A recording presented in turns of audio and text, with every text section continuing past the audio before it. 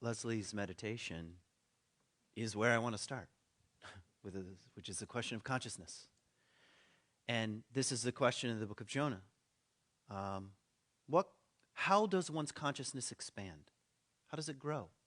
You could ask yourself that as a question. Do I believe that my consciousness, my awareness, you could say, or my relationship to the world, can it grow? And interestingly enough, I'm a fan of Ken Wilber. I brought him up a bunch of times, but it's been a while.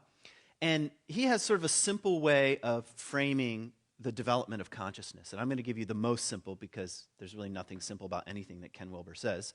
So I'll start in a small place, a simple place. If you want to go further, you can.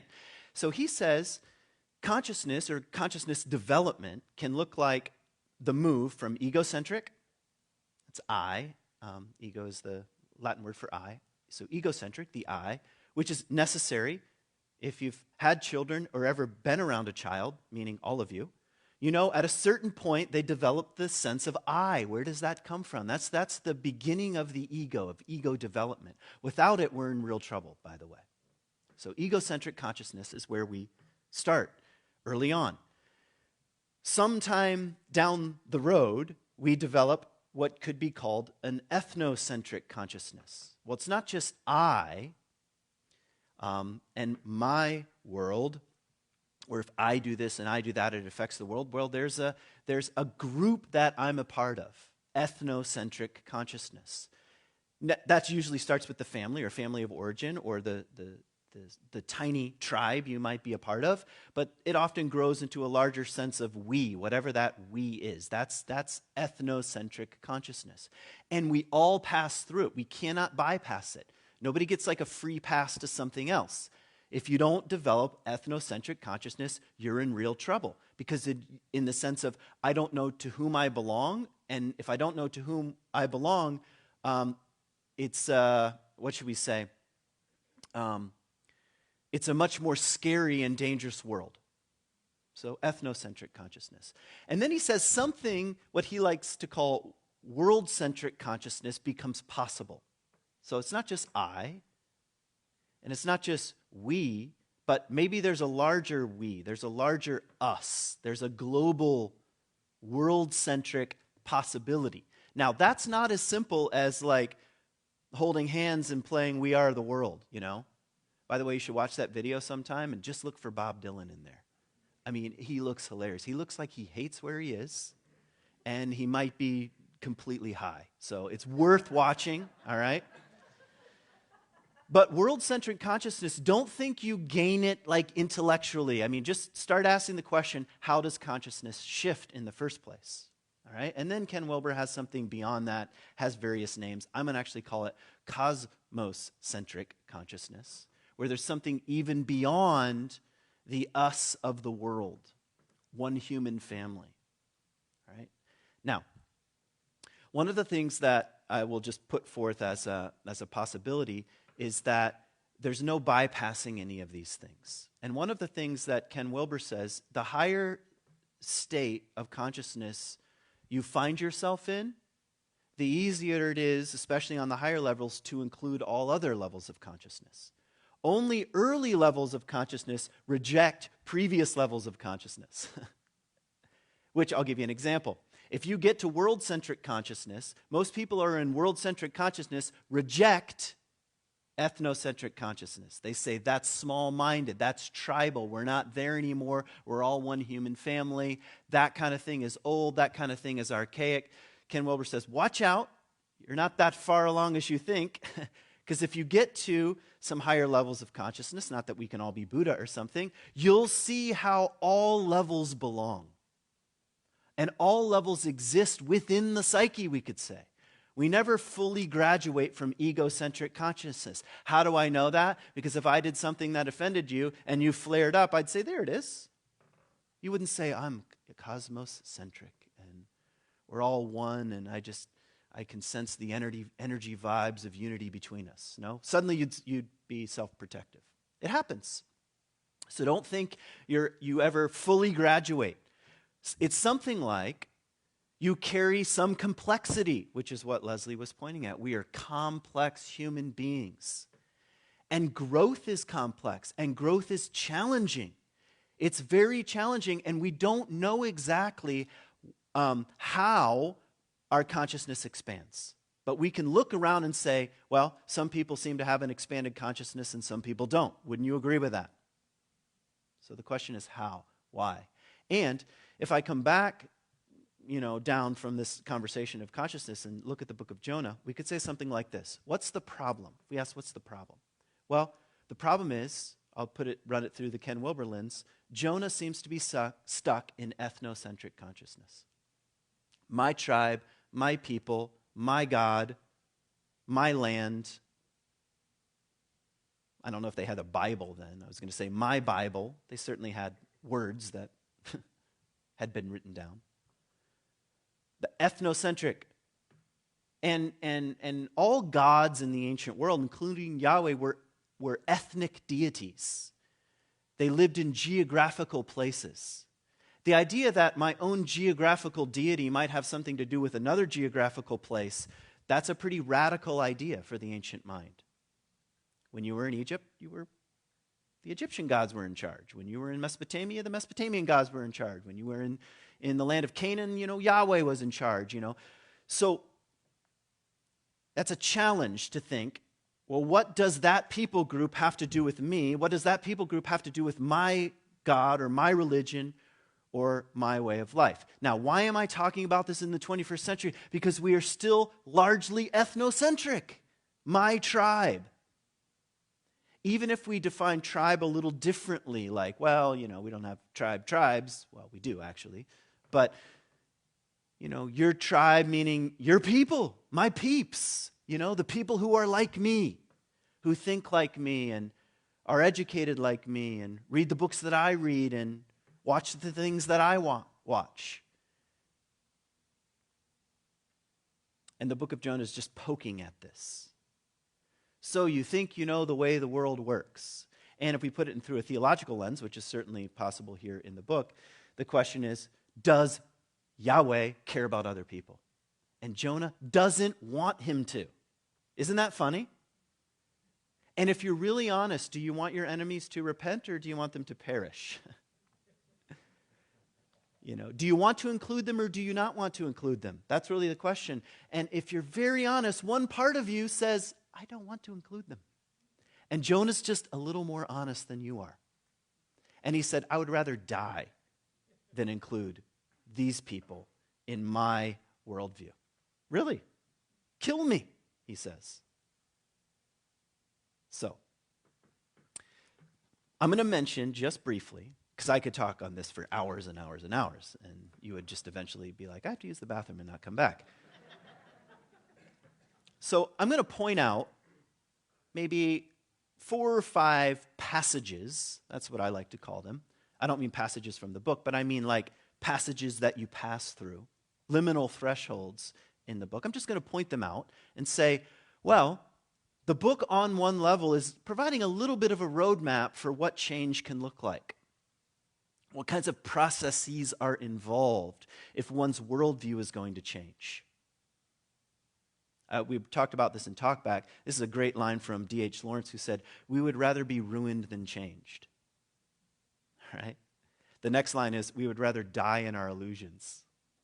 So don't think just because, you have an education, you have a lot of life experience that you're all about change. One part of you really, really, really resists that.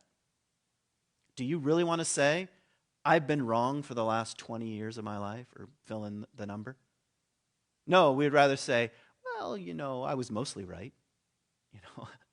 I mostly got it, compared to other people, obviously. I mostly got it right. So we would rather be ruined than changed. So in a sense, the book of Jonah is presenting us a story where he gets ruined to see what he's made of, to see if he'll change. Sort of the divine puts him through this ordeal. So the kind of passages, the first 2 I'll go kind of quickly. It begins with a calling. All right, it begins with a calling. And the calling is very simple. Go to Nineveh. And I don't want to do a lot of background because I'm reading this more psycho-spiritually than sort of like with historical criticism, but here's one thing that you might want to know, which is the people of Nineveh were the enemies of the Jews. In fact, the people of Nineveh were Assyrians, and they came and attacked the 10 of the 12 tribes of Israel in the north and completely annihilated them, took them as slaves, and they never came back. They never came back to the land. They were completely decimated. 10 of the 12 tribes of Israel, this is in about 700 BC. So, obviously, the people of Nineveh, not well liked. So, big time challenge. Go over there, and Jonah says, no. He doesn't actually say no, he just goes in the opposite direction. All right? Joseph Campbell calls this refusing the call. It's part of in his mind, the hero's journey, the refusal of the call. Because, and you think about calling this like this. What if the calling is as simple as, you're wrong about the way you see life, and you need to change. You're wrong about the way you see life. You need to change. You're wrong. You'd say, I'm going to go to Florida, or wherever. You know, it's easier just to go away from that than to be confronted. So he goes in the opposite direction. And like all great stories, you know what's going to happen. It's just like, people are surprised by the Adam and Eve story. Don't eat from that tree. It's almost like, okay, well, how long is it going to take? Right? Well, that's sort of like, that's what great myths and stories do. They give us a setup. So here's the setup. He goes in the opposite direction. A storm comes. And storms, of course, in the old world, in the ancient ways, represent that part of nature or even divinity that you're not in control of. I drove home from Cadillac yesterday. My youngest daughter wanted to go skiing, and I drove home from Cadillac, and there's freezing rain on the windshield. And it kept freezing up, and it was a little bit dangerous. What could I do about it? Let me think. Nothing. Really, nothing. It's that stark reality that I'm not in control of my own life. And that's what happens. A storm arrives. The storm is what happens when you are not in control. And they all get together and they're like, why is this happening? And there's a lot of bargaining, and bargaining is often part of the deal. Eventually to decide enough is enough. Jonah says, throw me into the sea. He's all into I just thought of it now. Like his response to everything is, well, just kill me. All right, so that's his response. They throw him into the sea, and this is maybe the second passage, which is being thrown overboard. All right, there's a calling, in this case, a refusal of the calling. The second passage is you're thrown overboard. Where you were going in life, what you thought was going to happen, I'm on my way to Tarshish, that's the place, and instead I'm thrown overboard. Now just think about it for a moment. Have you ever been thrown overboard in your life? And when you're thrown overboard, you don't really know what's happening. You're in darkness, you're in water, you can't get back to the ship. You may want to. You may start swimming like, hey, let me back on, but you can't. All right? You're thrown overboard, and it's darkness. The underworld waits. You're not yet in the underworld, you're just in the chaos of the sea. And you're not sure what's happening. All you know is, well, what I thought was going to be the case, what I thought was the course for my life, what I thought was important, my body, my health, my family, whatever, it's all in question. And let me just add one quick layer because I'm reading this a little bit more on the personal level, but you can also read the entire story as a symbol for collective groups, for example. What would be a global example of being thrown overboard of a ship? Oh, I know one, COVID-19. How we thought normal life was, the entire globe is experiencing being thrown overboard. Just like in the story. We thought we were going over here, but instead we got thrown over, and now we're all wearing masks. Or we're not wearing masks. But nobody is not talking about COVID. Do you understand what I'm saying? So it can be personal or collective. You can read it either way. That's passage number 2. Passage number 3 is the underworld itself. My favorite topic, of course. The underworld. A great fish Jung says that fish are images of the unconscious, comes up and swallows Jonah and takes him down even further. You thought this was bad? Let's go all the way down to the abyss. Let's go all the way down. This is just like Geppetto in the belly of the whale. It's the same thing. It's the underworld. It's the place of mysteries. This is the same pattern, by the way, that you have with Persephone. If you want a feminine example, Persephone's out there picking little flowers, smelling things, youth, innocence, and Hades, hell itself, comes up, snatches her, and takes her down to the underworld. All right? And down in the underworld, you're really in the mysteries. You're really asking, who am I? Who is God, if it's religious? Or what is the divine? What is nature? What is the meaning of life? You are down and you are in it. And there are no guarantees, just like that wind about to blow that door open. You're not in control of your own life. And you start to surrender, if you're lucky, to the mysteries. The funny thing about the Persephone story, by the way, is that Persephone, they finally make a deal. I won't tell you the whole thing, but Demeter's all upset, and they finally make a deal and say, okay, Persephone could spend half the year above ground and half the year below. It's a way of talking about the cyclical nature of reality. But Persephone has mixed feelings about coming back, because while she was down in the underworld, she tasted the sacred pomegranate seeds. She tasted something sacred down there. This is where all art and insight and mystery is born. And once you have a taste for that, you can never really go back. That's sort of what the story is saying. And the same thing happens with Jonah. When he's in the fish, in the bottom of the sea, in the belly, he starts writing a poem. Okay? He starts to respond differently to the world. Read the poem sometime, if you want. I'll give you a line. Here's the opening line of the poem. In my trouble, I called to the Lord, and he answered me from the belly of Sheol. This is the underworld, the belly of hell, you could say. I cried out, and you heard my voice. He's broken in a way. He's surrendering to suffering. So maybe you could say, suffering is a part of how we change. That came up in in pre-talk, which you should come to. Yeah, some kind of disruption, and he's suffering, and he's like, okay, well, I'm not in control of my own life, and suddenly this is a place where poetry and insight is born. Passage number 4, he's spit out onto the new shore. He's not in control of being spit out, by the way. It's not like, well, I've got a time frame here, and, I'm thinking 3 days is probably good enough, and spit me out, and I'll be on my way. If you've ever been to the underworld, if you've ever been thrown overboard, and you've made it to the other side, did you do that? The story is saying, not really. Not really. One day you're just on the other side and you're like, oh my God, I don't know how I got here. I have no idea how I got here. But I don't know if I can go back to how things were. I don't know if I can go back. My consciousness has been shifted. We hope. With Jonah, we have to say it's a little bit of a question mark. So he's gone through it. He's now on the other side. He's like, oh, fine, I go to Nineveh. Here's passage number 5, we could say. He goes to Nineveh, and he starts doing the thing that he was resistant to from the very, very beginning. He starts going around saying, you're going to die. You're going to die. God's not all that happy with you.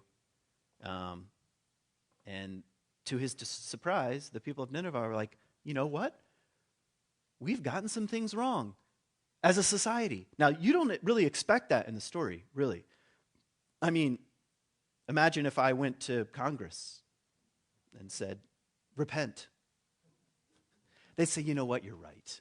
And they would all put on ashes and roll in the dirt and say, I've been so wrong. And the Republicans and Democrats would start hugging and they'd cry and they'd say, you know what, we quit. We give it all to our children. That would definitely happen. It's surprising. So Jonah is surprised, and then he gets angry about it. And he's like, I warned you. This is really what it says. He says, Jonah says to God, I warned you that you were compassionate. I knew it. I knew it all along that you were more kind than I am, and I didn't want this to happen. Because honestly, what do you want to happen to your enemies? Really? Now you say, well, I'm, cosmocentric, and well, remember, you're all things. You can be egocentric and you can be ethnocentric. And when you're caught in that kind of energy field, what do you want done to your enemies? You know. Yeah. And that's what Jonah's feeling. He's like, this is unfair. This is unfair. So all he has to do is say, remember what they did? You know? Remember what the people of Nineveh did to the Jewish people? Remember, are you that blind? That's what he's saying to God. So, Jonah goes up on a hillside. Here's the final part of the story. The final part of the story that ends with a question, which is where I'm going to end. He's up on a hill and a plant grows, the kikayon. And he's enjoying the shade. He's like, oh, I love the shade. You know, this is the best. I'm just going to wait here and hopefully God will change his mind and everyone will die in front of me. But in the meantime, I got a great view. All right, I've got the shade going. You know, sipping some lemonade, hanging out, just waiting to see what will happen. This is the greatest thing that's ever. And then the worm comes, eats the kikayon, and the next day he's like, I want to die again because the sun is too hot. So that's very egocentric. Do you feel how levels of consciousness are being pushed against here? It's about me and my shade. And that's what God is saying to him. How in control of the world are you? Are you really in control of nature? Do you have the right to be happy or sad about a vine? Can you make a vine grow or not grow? He's putting Jonah back into the position where hopefully some humility might happen and say, I'm not in control of my own life. I'm not in control of the natural world. I'm not even in control of my own happiness. My happiness was based on a plant that was there one day and tomorrow was gone. And then, you know, Yahweh asked the big question, which I'll end with. Should I not care about Nineveh, a city of 120,000 people who does not know their right hand from their left hand? And also many animals? That's my favorite line. And also many animals? Think about that as a question right now for our own ethnocentric universes. Should I not care about other people, 120,000 of them, who do not know their right hand from their left? By the way, there's a level of judgment there. That's saying they could improve.